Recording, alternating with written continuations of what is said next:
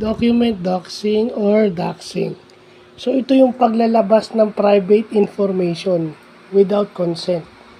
So, dati, pag inilabas mo yung private information ng isang tao na wala siyang consent, that is doxing. Ngayon, pinadadaan na siya sa social media. Pinopost mo yung litrato niya na wala siyang consent o yung private information niya na wala siyang consent o wala siyang alam-alam para maharas siya, matakot siya, madamage yung reputation niya. That is form of cyberbullying. Yeah. Paano siya bulyan against paano siya bulyan dun sa cyberbullying, yung doxing, di ba?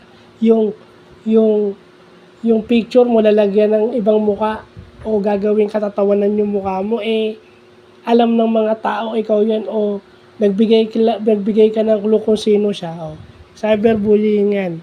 Bagong term pala yun. Pag nilabas pala yung picture na walang consent, ang tawag doon doxing. So dati, pag inilabas mo yung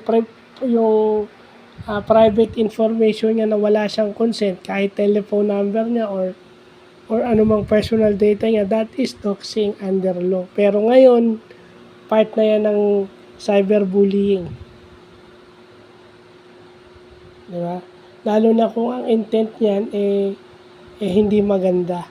For malicious intent yan. No? Yun ang kailangan mapatunayan. May malicious intent yung pagkakapost o pagkakakuha ng information na hindi dapat nila o private information na nakuha. Kasi dapat pag kumuha ng information, may consent yung tao. So, yun pala ibig sabihin niya. So, yun lang pa.